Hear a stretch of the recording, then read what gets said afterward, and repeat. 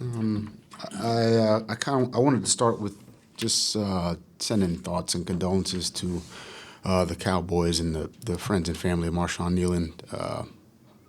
This is just a tragic situation, and he was here on a 30 visit, so I met him. Obviously, spent some time with him, and just a really sad situation, and just wanted to just send thoughts, condolences, prayers to his friends and family and the Cowboys organization. As far as last week, great team win in Detroit. I thought our guys played hard, had a great week of preparation, played hard, executed, and made a couple more plays, than Detroit. Tough game in a tough environment. Which we knew that was what it was going to be. Really good team. They got great players over there, great coaching. But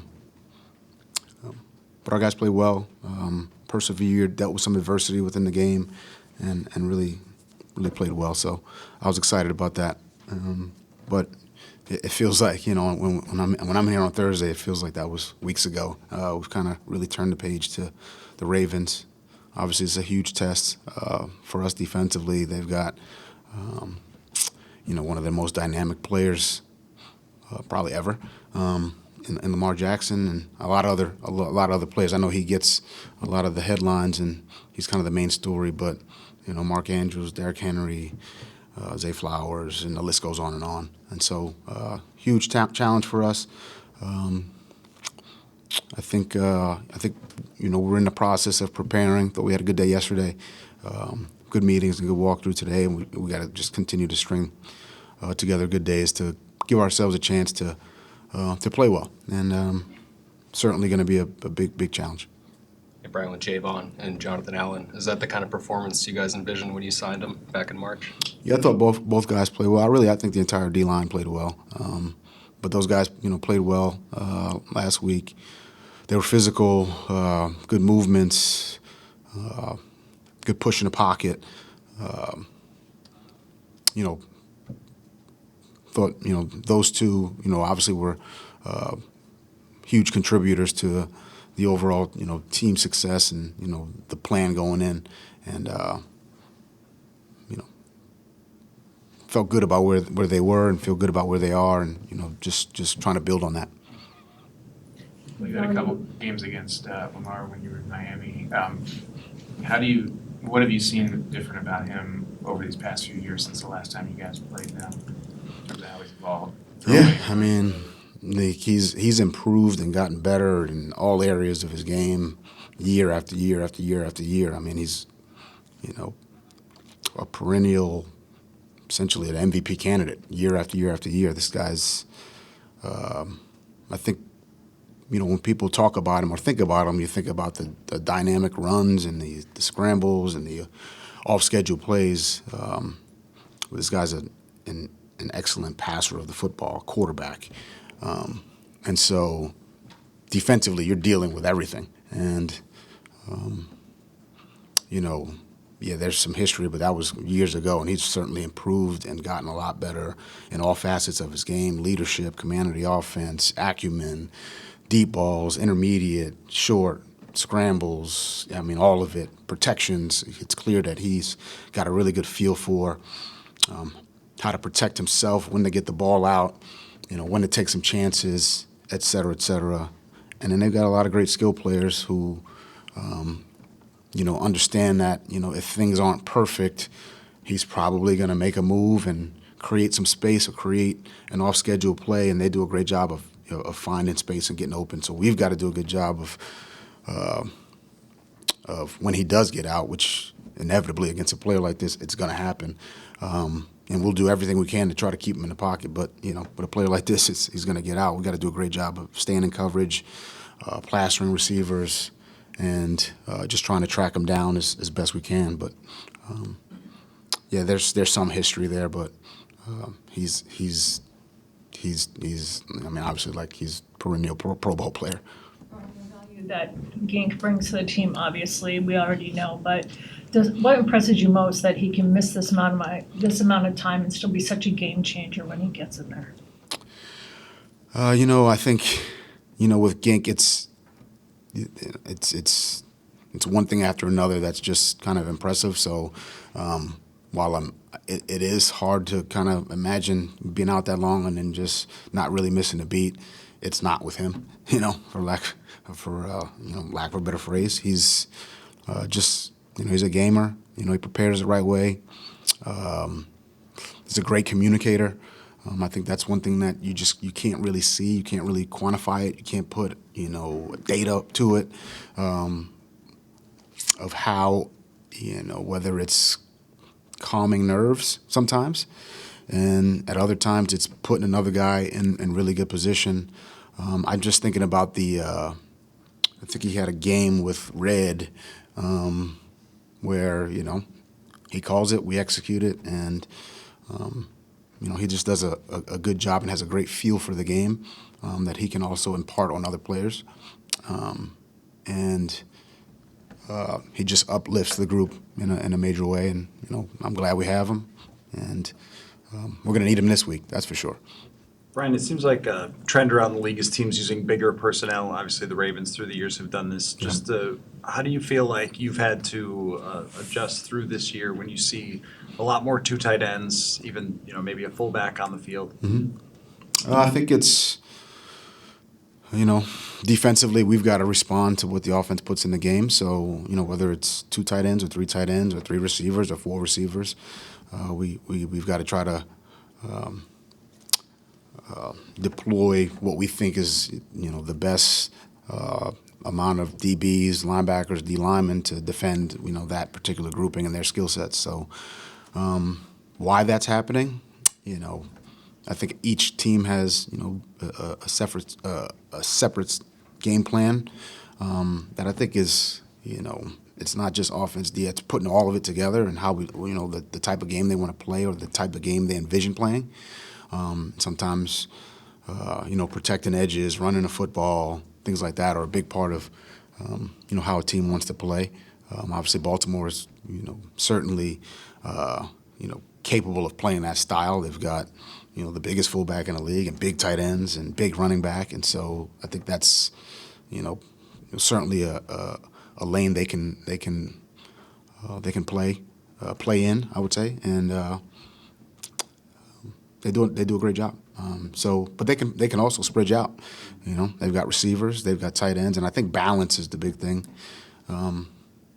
For good offenses, which they have. They've got receivers, they've got tight ends, they can play different styles, and so we've got to be able to match and play against and practice against those bigger groupings, but also we've got to be ready for their three and four receiver packages as well.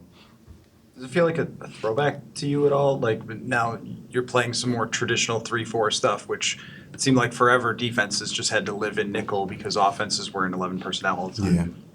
Yeah. I think, there's cycles and trends in the National Football League, just like really any industry. And I think,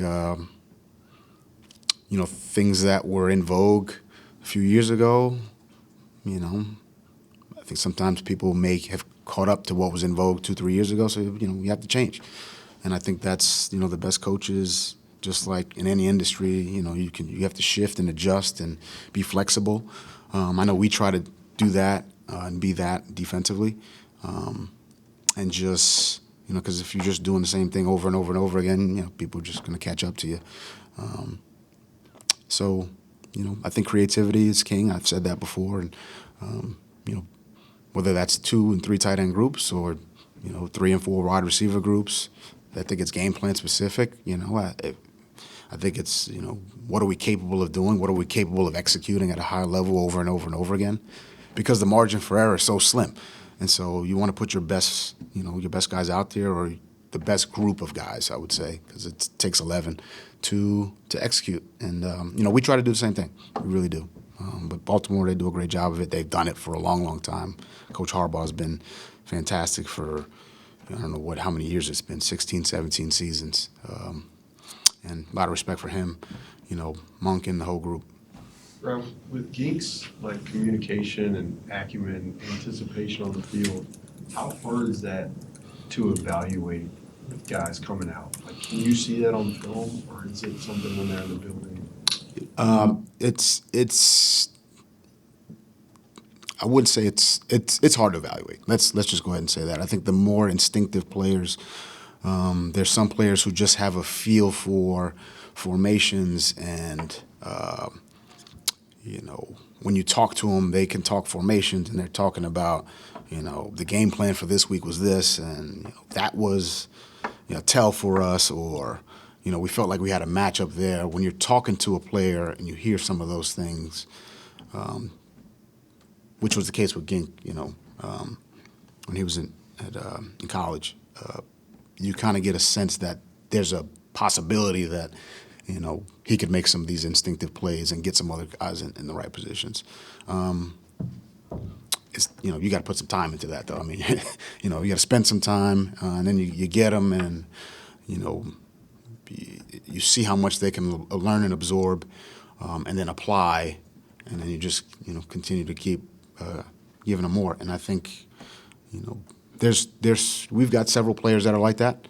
I think Josh Metellus is that way. I think Harrison Smith is that way. I think Eric Wilson's that way. I think Blake Cashman's that way.